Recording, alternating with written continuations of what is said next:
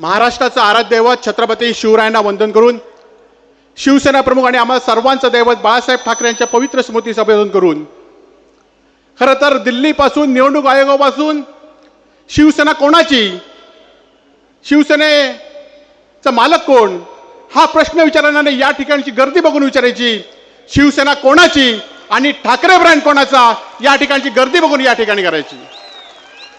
शिवसेनेचे पक्षप्रमुख उद्धव बाळासाहेब ठाकरे या पक्षाच्या प्रमुखांच्या उमेदवाराच्या सभेसाठी आलेले आमचे पक्षप्रमुख उद्धवजी ठाकरे खरं तर गेल्या 10 वर्षामध्ये सामान्यातल्या सामान्य लोकांपर्यंत जाणारा खासदार म्हणून, सामान्य लोकांचे प्रश्न गल्लीपासून दिल्लीपर्यंत मांडणारा माणूस म्हणून विनायक राऊत यांनी लोकांपर्यंत पोहोचलेले आहेत आणि मला निश्चित खात्री आहे की पुन्हा एकदा आपण मोठ्या मताधिक्याने राऊत साहेबांना या ठिकाणी निवडून द्याल। खरं तर एकीकडे विनायक राऊत आणि गेल्या 10 वर्षामध्ये भाजपने केलेले सातत्याने दिसलेली आश्वासनं आणि 10 वर्ष भाजपच्या आश्वासनाच्या पुढे जाऊन गेले 35 वर्ष सिंधुदुर्ग जिल्ह्यामध्ये वेगवेगळ्या पक्षात जाऊन वेगवेगळी आश्वासनं देणारे नारायण राणे, खरं तर गेल्या 10 वर्षात भाजपने वेगवेगळी आश्वासनं दिली। प्रत्येकाच्या खात्यामध्ये 15 लाख रुपये देतो म्हणून सांगितलं, प्रत्येकाला घर देतो म्हणून सांगितलं, प्रत्येकाला रोजगार देतो म्हणून सांगितलं, परंतु ही आश्वासनं फेल झाली। परंतु त्याच्या पुढे जाऊन नारायण राणे यांनी प्रत्येक निवडणुकीमध्ये वेगवेगळी आश्वासन देण्याचा प्रयत्न केला। काँग्रेसमध्ये असताना महिला भवन उभारलं, आज ते बंद आहे। काँग्रेसमध्ये असताना MIDCचे उद्योगमंत्री होते, अनेक लोकांना रोजगार देतो म्हणून सांगितलं, ते रोजगार बंद आहेत। कुडाळच्या MIDCमध्ये स्वतःच्या कंपनीच्या नावाने वेगळ्या कंपनीला 70 एकर जागा आहे, त्या ठिकाणी उद्योग उभारतो म्हणून सांगितलेत, परंतु 70 एकरमध्ये आजही एकही उद्योग या ठिकाणी नाही आहे। आणि दुसरीकडे खरं तर साहेब 8 दिवसापूर्वी एक जर्मनचं शिष्टमंडळ आलं होतं। जर्मनचं शिष्टमंडळ त्यांच्यावर चर्चा करताना ते असे बघून या ठिकाणी सांगत होते की ते काय सांगतायत, परंतु दुसऱ्या दिवशी सांगितलं की 12,000 लोकांना जर्मनमध्ये सिंधुदुर्ग जिल्ह्यातल्या लोकांना रोजगार देणार म्हणून त्यांनी घोषणा केली। खरं तर हे दरवर्षीचं नाटक आहे निवडणूक आल्या की, परंतु आम्ही त्यांना एकच विनंती करतो की तुमच्या 2 मुलांना रोजगार द्या आणि त्यांना जर्मनीत पाठवा, तुमचं पण आयुष्य या ठिकाणी समाधानी जाईल आणि सिंधुदुर्ग जिल्ह्यातलं सुद्धा आयुष्य या ठिकाणी समाधानी जाईल। आज अनेक विषय आहेत, परंतु वेळ या ठिकाणी कमी आहे। उद्धवजींनी करोना कालावधीमध्ये जे केलेलं काम आपल्या समोर आहे। सिंधुदुर्ग जिल्ह्यावर आलेली अनेक निसर्गाची संकट असून देत, वादळ असून देत, त्यावेळी उद्धवजींनी मुख्यमंत्री असताना थोडक्या कालावधीमध्ये सरळ हस्ते दिलेली कोट्यावधी रुपयाची निधी आहे, परंतु हेच नारायण राणे या देशाचे केंद्रीय मंत्री होते, घोषणा मोठी केली, पण 1 रुपयाची कवडी सुद्धा सिंधुदुर्ग जिल्ह्यासाठी कोकणासाठी दिली नाही, हे सत्य या ठिकाणी आहे। आज खरं तर नारायण राणे सातत्याने सांगत असतात, सातत्याने उद्धवजी किंवा ठाकरे कुटुंबियावर शिवसेनेवर टीका करत असतात, परंतु राणेंचं अस्तित्व काय राहिलंय?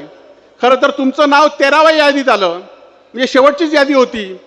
आज शिवसेनेत असताना तुम्ही पहिल्या नंबरला यादीत होतात, परंतु आज तुम्ही शेवटच्या बेंचवर बसलात, याची जाणीव तुम्ही या ठिकाणी ठेवा। राजापूरमध्ये सभा झाली, फडणवीसांनी सांगितलं की ह्यांना मोदींकडे बघून मत द्या, अमित शहानी सांगितलं मोदींकडे बघून ह्यांना मत द्या, म्हणजे त्यांना पण कळलंय की नारायण राणेंकडे बघून कोणी मत देणार नाहीत, परंतु आमच्या उमेदवार राऊत साहेबांकडे बघून आपण सगळे मत देणार आहेत, याची जाणीव आपल्याला या ठिकाणी आहे। खरं तर अनेक व्यवसाय गुजरातमध्ये नेलेले आहेत। वेंगुर्ल्यातला असलेला पाणबुडी प्रकल्प सुद्धा गुजरातला नेला आणि त्यानंतर हे सगळे खरं तर या जिल्ह्यामध्ये साहेब 4 मंत्री या जिल्ह्यामध्ये आहेत, 3 माजी पालकमंत्री ते आज सरकारमध्ये मंत्री आहेत, हे केंद्रीय मंत्री आहेत, परंतु ह्यांना हा उद्योग सुद्धा थांबवता आला नाही, ही वस्तुस्थिती आहे। या जिल्ह्यामध्ये एकही रोजगार निर्माण करता आला नाही, ही वस्तुस्थिती आहे। आणि म्हणूनच एका कार्यक्रमाला हे 4ही मंत्री गेले होते, त्यातले 3 माजी पालकमंत्री होते, नारायण राणे, उदय सामंत आणि दीपक केसरकर। खरं तर त्या लोकांनी बाहेर लिहिलं होतं की नवीन पालकमंत्र्यांचं मनपूर्वक स्वागत आहे आणि 3 या आधीच्या मंत्र्यांना जमलं नाही तर ह्यांनी केलं। खरं तर या 3ही मंत्री निष्क्रिय झालेत, म्हणून सिंधुदुर्ग जिल्ह्यातला बाहेरचा मंत्री या जिल्ह्यामध्ये आणावा लागला। आज यांचे प्रचार प्रमुख कोण? गोव्याचे राज्याचे मुख्यमंत्री। आज त्यांच्या प्रचाराची जबाबदारी कोणाची? मुंबईत आलेल्या भाजपच्या कार्यकर्त्यांची। म्हणजे या जिल्ह्यामध्ये आता नारायण राणेंकडे त्यांना कळून चुकलंय की नारायण राणे या जिल्ह्यामध्ये विजय मिळू शकत नाहीत. खरं तर 2 निवडणुकीमध्ये आपण सर्वांनी त्यांचा राज्याचे उद्योगमंत्री असताना पराभव केला आहे. येणाऱ्या निवडणुकीमध्ये सुद्धा त्यांना केंद्राचे उद्योगमंत्री असताना पराभव करण्याची संधी आपल्याला मिळाली आहे. ती संधी आपण या ठिकाणी करूया.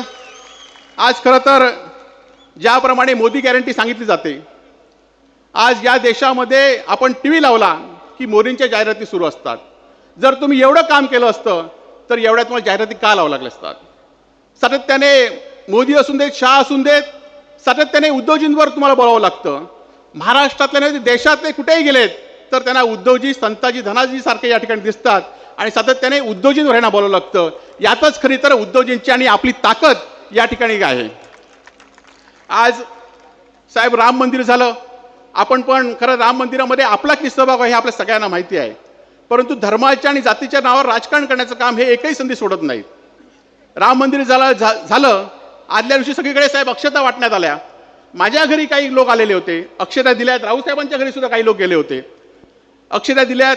सांगितलं अयोध्येवरून अक्षता आल्यात. मी आणि कन्हैया पारकर आमच्या ऑफिसमध्ये बसलो होतो. त्यांना आम्ही दोघांनी सांगितलं तुम्ही बसा, चहा वगैरे घेतली आणि त्यातल्या अक्षता वाटायला एकाला सांगितलं तुला रामाची शपथ आहे, ह्या अक्षता कुठून आणल्या तेवढ्या सांग. तर ते म्हणाले कालच आम्ही इथल्याच भुशारी दुकानातून अक्षता घेतल्यात आणि त्या अक्षता या ठिकाणी वाटतोय. म्हणजे रामाला सुद्धा यांनी सोडलं नाही, तेवढं हे आहे. आज मोदी प्रत्येक ठिकाणी ज्या योजना काँग्रेसपासून आहेत, आपण पण अनेक योजना सुरू केल्यात. आपण पण शेतकऱ्यांना माफी दिली आहे, आपण पण शेतकऱ्यांना सनुग्रह अनुदान दिलंय, वेळोवेळी आपण मदत केली, आपण कधी फोन करून सांगितलं नाही. परंतु मोदी मात्र खरं तर लेक लाडकी योजना अनेक वर्षाची आहे. आमच्या एका कार्यकर्त्याला मोदींच्या भाजपच्या काळातनं फोन आला होता की तुम्हाला मुलगी झाली, अभिनंदन आहे, सगळं सांगितलं आणि तुम्हाला पैसे मिळाले काय? होय म्हणून सांगितलं. तो म्हणाला आता मोदी झाली त्यामुळे तुम्हाला हे मोदींमुळे आता तुम्हाला मुलगी झाली आणि मोदींमुळे तुम्हाला हे पैसे आता या ठिकाणी मिळणार. तो म्हणाला लग्न मी केलंय, बायको माझी, मुलगी माझी आणि मोदींचा याच्यात काय संबंध आला? आणि असा प्रश्न या ठिकाणी प्रत्येकजण या ठिकाणी विचारण्याचा प्रयत्न या ठिकाणी करतायत. आज खरं तर राणे केंद्रीय मंत्री असताना, राज्याचे मंत्री असताना साहेब 46,000 हेक्टर वनसंस्थेची जमीन आमच्या जिल्ह्यातली वनसंस्थेमध्ये लावली. खरं तर हे पाव आता कमी होते की काय म्हणून आता सिडकोचं, राऊतसाहेब त्या संदर्भात बोलतील, सिडकोचं नवीन आमच्याकडे एक दुखणं या ठिकाणी लावलंय. आणि त्यामुळे या सगळ्यांचा राणे मंत्री असताना ह्या कुठल्याही विषयात चर्चा केली नाही. 4 वर्ष मंत्री असताना कोणाला दिसले नाहीत, परंतु आता मात्र लोकांच्या घरोघरी जात आहेत. माझी शेवटची निवडणूक आहे म्हणून सांगतायत. खरं तर राणेसाहेब तुमची शेवटचीच निवडणूक आहे, कारण याआधी तुम्ही पराभव केलाय. पुन्हा एकदा ही जनता तुम्हाला या ठिकाणी पराभवाचं दाखवल्याशिवाय त्या ठिकाणी थांबणार नाही. आज जास्त वेळ आपला न घेता एवढंच सांगतो की उद्धवजी संपूर्ण देशाच्या विरुद्ध लढतायत, महाराष्ट्राच्या अस्मितेच्या विरुद्ध लढतायत. अनेकांना त्यांनी शत्रू फक्त आपल्यासाठी केलेला आहे. त्यामुळे उद्धवजींच्या पाठीशी राहणं हे आपलं सर्वांचं काम आहे आणि ते काम म्हणून मी आणि राऊतसाहेब उद्धवजींच्या आज आपण जी लढाई करतोय ती 8,000 कोटी रुपये असलेल्या ठेवी असलेल्या एका मोठ्या पक्षाशी करतोय. आज हजारो कोटीची त्यांची पक्षाची आमच्या पाठीत जे कार्यालय सुरू आहे भाजपचं, 50 कोटीचं कार्यालय या भाजपचं या ठिकाणी सुरू आहे. आणि अशा शक्तीच्या लढत विरोध लढताना आम्हाला पण आमिष होती, परंतु आम्ही तुमच्यासारख्या सर्वसामान्य लोकांनी आम्हाला 1 रुपया न घेता निवडून दिला आहे. त्यामुळे आम्ही तुमच्या पाठीशी राहण्याचं ठरवलेलं आहे. आणि खरं तर माझी तुम्हाला सगळ्यांना विनंतीच आहे की ज्याप्रमाणे उद्धवजी लढतायत, ज्याप्रमाणे राऊतसाहेब लढतायत, त्याप्रमाणे आपली पण सर्वांची जबाबदारी आहे की या आज खरं तर मोदी गॅरंटी म्हणून सांगतायत 50,000 लाख रुपये लोन मोदींच्या गॅरंटीवर कधी मिळत नाही, परंतु आज घराघरामध्ये 1,000 रुपये 2,000 रुपये वाटण्याचा प्रयत्न भाजपची मंडळी या ठिकाणी करतायत. पैसे घेऊन या ठिकाणी मत विकण्याचा या ठिकाणी प्रयत्न करतायत, मत विकत घेण्याचा प्रयत्न करतायत. परंतु एवढंच सांगतो की आपण सर्वांनीच ज्याप्रमाणे उद्धवजी लढतायत, महाराष्ट्राच्या अस्मितेसाठी लढतायत, आज गुजरातमध्ये अनेक उद्योग गेले त्याच्यासाठी लढतायत, आपल्यासाठी लढतायत, त्यामुळे आपण पण आपलं एक मत उद्धवजींना यावेळी द्यायचं आहे आणि राऊत साहेबांना मोठ्या मताधिक्याने निवडून द्यायचं आहे असं आवाहन या ठिकाणी करतो आणि थांबतो. जय हिंद, जय महाराष्ट्र.